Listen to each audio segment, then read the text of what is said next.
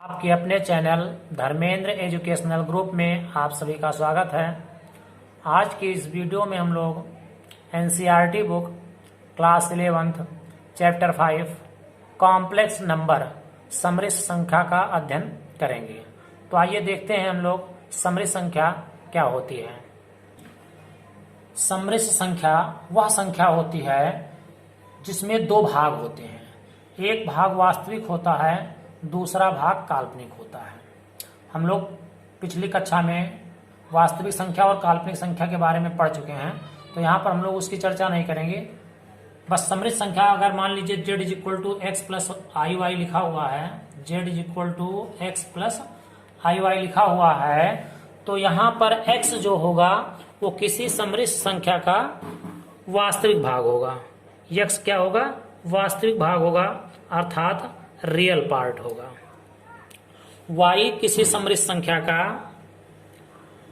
काल्पनिक भाग होगा, अर्थात इमेजिनरी पार्ट होगा। तो जहां पर रियल पार्ट और इमेजिनरी पार्ट दोनों को मिला करके कोई संख्या बनाई जाती है, वो संख्या हमारी समृद्ध संख्या कही जाती है। यदि यहां पर x को हम लोग 0 कर दें, x इज इक्वल टू क्या ले लिया जाए? 0 ले लिया जाएगा, तब z इज इक्वल टू हम लोगों को आई वाई के बराबर मिलेगा। क्यों? क्योंकि x इज इक्वल टू 0 कर दे रहे हैं। अगर x इज इक्वल टू 0 कर दे रहे हैं तो z बराबर हम लोगों को क्या मिलेगा? आई वाई मिलेगा। अर्थात यह जो समृद्ध संख्या होगी यह एक पूर्ण काल्पनिक समृद्ध संख्या होगी। क्या होगी?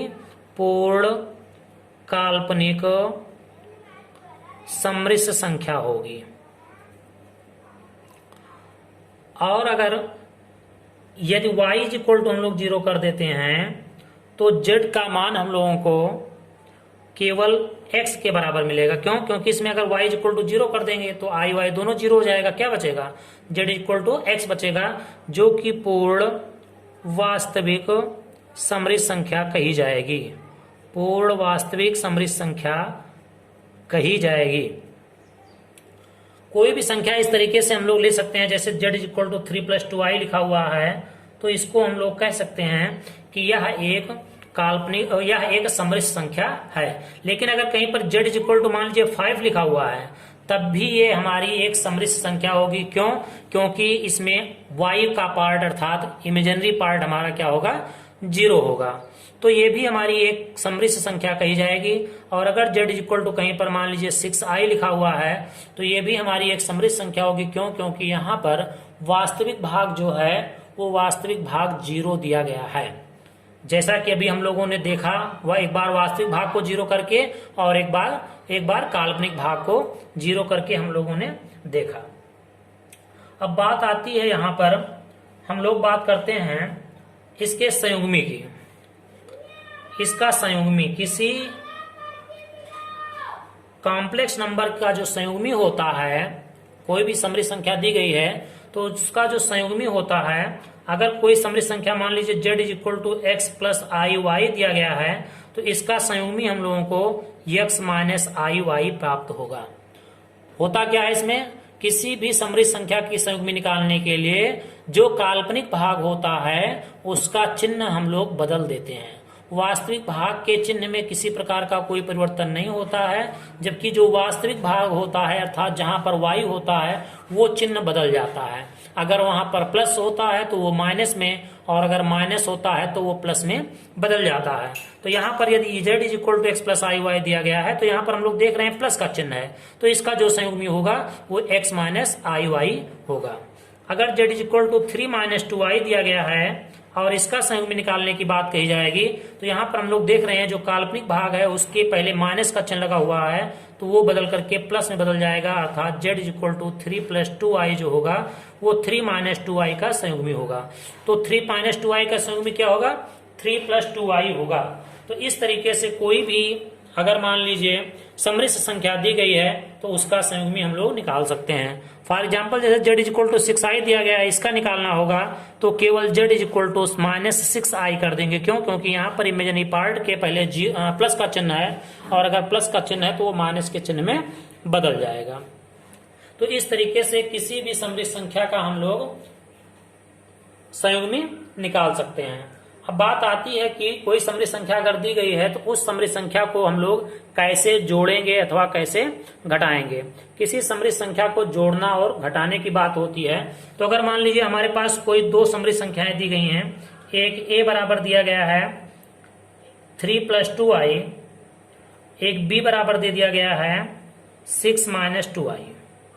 इस तरीके से अगर कोई दो समृद्ध संख्या दी गई है और इन समृद्ध संख्या को जोड़ना है, तो जोड़ने और घटाने का जो नियम होता है, जोड़ने और घटाने का नियम यह है कि रियल पार्ट को रियल पार्ट के साथ और इमेजिनरी पार्ट को इमेजिनरी पार्ट के साथ ही जोड़ा अथवा घटाया जाता है। जो रियल पार्ट होता है उसको रियल पार्ट के साथ और जो इमेजिनरी पार्ट होता है उसको इमेजिनरी पार्ट के साथ ही हम लोग जोड़ते घटाते हैं। जैसे अगर हम लोग देखेंगे यहाँ पर, तो a + b अगर हम लोग निकालना होगा, दोनों को जोड़ना होगा, तो a + b का मतलब हुआ दोनों को हम लोग जोड़ेंगे, तो 3 + 2i और प्लस का चिन्ह लगा करके 6 - 2i कर देंगे। अब रियल पार्ट को रियल पार्ट के साथ यहाँ पर देखिए 3 रियल पार्ट है और 6 रियल पार्ट, दोनों को जोड़ेंगे तो क्या मिलेगा हम लोगों को 9 मिलेगा, और 2i दोनों कैंसिल हो जाएगा, तो केवल यहाँ पर 9 बचेगा। तो यहाँ पर हम लोग कह सकते हैं a + b का मान किसके बराबर होगा 9 प्लस इसको 0i भी अगर हम लोग कहें a + ib के रूप में लिखने के लिए, तो 9 + 0i भी लिख सकते हैं। अब यहाँ पर अगर a - b की बात की जाए कि a - b कैसे निकाला जाएगा, तो a - b का मतलब हुआ पहले हम लोग a वाले को लिख लेंगे और उसके बाद में माइनस का चिन्ह लगा करके b वाले को लिख लिया जाएगा। यहाँ पर होगा क्या, देखिए यहाँ पर माइनस का चिन्ह जब ब्रैकेट खुलेगा यहाँ पर, तो मिलेगा 3 + 2i - 6 + 2i। यहाँ पर क्या हो जाएगा 6 + 2i। अब यहाँ पर ये दोनों रियल पार्ट हैं, घटेंगे तो हम लोगों को क्या मिलेगा -3 मिलेगा, और इन दोनों को जोड़ने पर हम लोगों को 4i मिलेगा। तो यहाँ पर a - b का मान हम लोगों को -3 - 4i प्राप्त होगा। अब अगर बात करते हैं हम लोग दोनों के गुणनफल की, तो दोनों के गुणनफल की अगर बात की जाए a × b निकालने की, तो a × b बराबर हो जाएगा 3 + 2i × 6 - 2i। और जैसा कि हम लोग गुणा करने का नियम जानते हैं, यहाँ पर 3 को लेकर के एक बार 6 में फिर -2i में मल्टीप्लाई कराएंगे तो क्या मिलेगा, 3 से 6 में कराएंगे 18, फिर इसी 3 से -2i में कराएंगे -6i, इसी 2i से 6 में कराएंगे 12i, और +2i -2i मिलकर के हो जाएगा -4i²। यहाँ पर क्या मिलेगा 18, ये और ये दोनों रियल इमेजिनरी पार्ट दोनों जुड़ेंगे तो प्लस और माइनस मिलकर के माइनस होगा, +6i बचेगा, और i² का मान हम लोगों को मिलता है -1 के बराबर। अभी हम लोग आगे देखते हैं i का मान क्या होता है और i² का मान क्या होता है। तो i² का मान किसके बराबर होता है -1 के बराबर होता है, तो ये -1 और -4 मिलकर के +4 हो जाएगा, और 18 और 4 मिलकर के क्या हो जाएगा 22 हो जाएगा, 22 + 6i हो जाएगा। तो इस तरीके से किसी भी दो समृद्ध संख्याओं को हम लोग गुणा करा सकते हैं। अब बात आती है, हम लोग क्रमित युग्म देखते हैं। क्रमित युग्म क्या होता है? क्रमित युग्म, अगर मान लीजिए z = x + iy कोई समृद्ध संख्या दी गई है, तो क्रमित युग्म इसका होगा x और y। कहने का मतलब ये हुआ कि सबसे पहले हम लोग रियल पार्ट लिखते हैं, उसके बाद में क्या लिखते हैं इमेजिनरी पार्ट लिखते हैं। i इसमें नहीं लिखा जाता है, क्यों? क्योंकि i केवल ये डिनोट करता है कि यह भाग जो दिया गया है वह एक काल्पनिक भाग है। तो वास्तविक भाग x है और y क्या है, काल्पनिक संख्या है। x क्या है, रियल नंबर है, और y क्या है, इमेजिनरी नंबर है। तो रियल नंबर और इमेजिनरी नंबर को ही लिखा जाता है, i नहीं लिखा जाएगा। जैसे 3 + 2i लिखा हुआ है, तो इसका अगर क्रमित युग्म में लिखना हो 3 + 2i को, तो हम लोग लिख सकते हैं 3, 2। अगर कहीं पर मान लीजिए z = 6 लिखा हुआ है, तो ये भी एक समृद्ध संख्या है, बट यहाँ पर हम लोग देख रहे हैं इमेजिनरी पार्ट कुछ भी नहीं है। अगर इमेजिनरी पार्ट कुछ भी नहीं तो इसको हम लोग 0i भी लिख सकते हैं, और 0i का मतलब ये हुआ कि यहाँ पर इसका जो क्रमित युग्म बनेगा वो हमारा बनेगा 6 और 0। इमेजिनरी पार्ट क्या है, यहाँ पर 0 है। लेकिन अगर कहीं पर z = 6i दिया गया है, तो यहाँ पर हम लोग देख रहे हैं रियल पार्ट 0 है। रियल पार्ट यहाँ पर हम लोगों को कुछ नहीं मिल रहा है। अगर रियल पार्ट 0 है तो इसको क्रमित युग्म में लिखेंगे हम लोग, तो 0 और 6 लिखा जाएगा। तो इस तरीके से कोई भी अगर समृद्ध संख्या दी गई है तो उस समृद्ध संख्या को हम लोग क्रमित युग्म के रूप में भी लिख सकते हैं। अब बात आती है, कोई क्रमित युग्म दिया रहेगा और कहा जाएगा कि इसको समरी संख्या के रूप में लिखिए, या a प्लस आई बी के रूप में लिखिए, या x प्लस आई वाई के रूप में लिखिए। तो किसी क्रमित युग्म को हम लोग a प्लस आई बी के रूप में कैसे लिखते हैं? अगर मान लीजिए कोई क्रमित युग्म 6 और 5 दिया गया है, क्या दिया गया है? 6 और 5 दिया गया है, कहा जाए कि इसको a प्लस आई बी के रूप में लिखिए, तो बहुत सीधी सी बात है, पहले रियल पार्ट लिख दिया जाए, फिर आई लगा करके इमेजिनरी पार्ट लिख दिया जाए। 6 प्लस 5 हो गया। 2 और 3 लिखा है तो इसको हम लोग लिख सकते हैं 2 प्लस 3i। 6 और 0 लिखा हुआ है तो हम लोग लिख सकते हैं 6 प्लस 0i, या केवल 6 भी लिख सकते हैं, केवल यहाँ पर क्या आएगा? 6 आएगा। तो इस तरीके से किसी भी क्रमित युग्म को हम लोग a प्लस आई बी के रूप में भी व्यक्त कर सकते हैं। अब बात आती है i के मान की। i के मान की हम लोग बात करते हैं। अभी हम लोगों ने देखा z is equal to x plus i y होता है। z इज इक्वल टू क्या होता है? x प्लस आई वाई होता है। जो यहाँ पर i लिखा हुआ है, इसका प्रमाणिक मान जो होता है वो √-1 के बराबर होता है। i का प्रमाणिक मान क्या होता है? रूट के अंदर -1 होता है। i हमेशा √-1 के बराबर होता है। अब आई स्क्वायर की बात अगर की जाए तो इसका वर्ग करेंगे हम लोग, तो आई स्क्वायर का मान हम लोगों को -1 मिलेगा। अभी हम लोगों ने पीछे देखा था, हम लोगों को आई स्क्वायर मिला था, तो वहां पर आई स्क्वायर का मान हम लोग क्या रखे थे? -1 रखे थे। तो चूंकि आई का प्रमाणिक मान है, ये प्रमाणित है, ये आई का मान √-1 होता है, तो आई स्क्वायर जो होगा वो किसके बराबर होगा? -1 के बराबर होगा। तो एक बार और वर्ग अगर करेंगे हम लोग, तो आई पावर 4 इज इक्वल टू हम लोग क्या प्राप्त होगा? 1 प्राप्त होगा।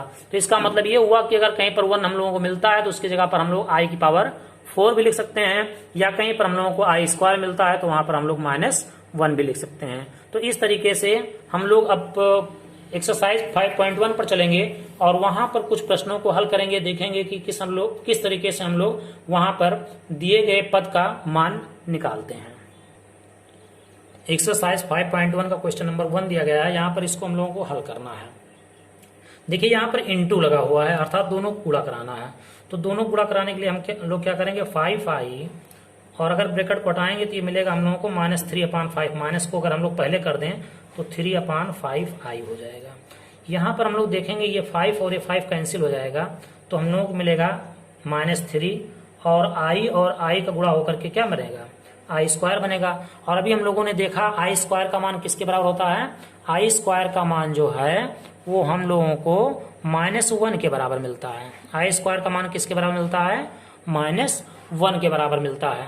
तो यहाँ अगर आई स्क्वायर जगह पर -1 रखेंगे तो -3 × -1, अगर दोनों गुणा कराएंगे तो हम लोग क्या मिलेगा? 3 मिलेगा। तो यहाँ पर क्वेश्चन नंबर फर्स्ट को हल करने पर हम लोग क्या मिल रहा है? 3 मिल रहा है। इसी तरीके से हम लोग क्वेश्चन नंबर 2 देखेंगे। दिया गया है i power 9 plus i power 19 का मान ज्ञात करना। ये किसके बराबर, ये हम लोग दिखाना है। तो देखिए यहाँ पर क्या करेंगे, अगर इस i की पावर 9 को अगर हम लोग चाहें तो i × i की पावर 8 लिख सकते हैं। हम लोग जानते हैं कि गुणा करने पर घातें जुड़ जाती हैं अगर आधार बराबर है। तो यहाँ पर आधार बराबर है, इसकी घात 1 और इसकी घात 8, दोनों मिलकर कितना हो गया? 9 हो गया। गुणा करा रहा है तो गुणा कराने पर क्या हो जाते हैं? घातें जुड़ जाती हैं। तो i की पावर 9 को हम लोग लिख सकते हैं i × i की पावर 8, प्लस i की पावर 19 को लिख सकते हैं i × i की पावर 18। 1 और 18 मिलकर के 19 हो गया। अगर इसी को हम चाहें i की पावर 9 को हम लोग, तो i की पावर 10/i भी लिख सकते हैं। तो चाहे हम लोग गुणे में लिखें, चाहे हम लोग भाग में लिखें, दोनों तरीके से लिख सकते हैं। अब यहाँ पर क्या हो जाएगा? यहाँ पर जो हम लोगों को मिलेगा वो i ऐसे रहने देते हैं, तो i की पावर 8 को लिख सकते हैं i स्क्वायर की पावर 4। i स्क्वायर की पावर 4, ऐसा क्यों? क्योंकि हम लोगों को i स्क्वायर का मान पता है कि i स्क्वायर का मान -1 के बराबर होता है। फिर इसको हम लोग को लिखना चाहें तो लिख सकते हैं i × i की पावर i स्क्वायर की पावर 9। अब यहाँ भी 9 और 2 का मल्टीप्लाई होगा तो क्या होगा? 18 होगा। अब अगर i स्क्वायर का मान चूंकि हम लोग यहाँ पर देख रहे हैं i स्क्वायर का मान -1 के बराबर होता है, अगर -1 रखा जाएगा तो हम लोगों को मिलेगा i -1 की पावर 4 प्लस i -1 की पावर 9। अब हम लोग जानते हैं कि अगर -1 को सम बार गुणा कराएंगे तो हम लोगों को प्लस में मिलता है, और अगर विषम बार गुणा कराया जाएगा तो हमेशा माइनस में मिलता है।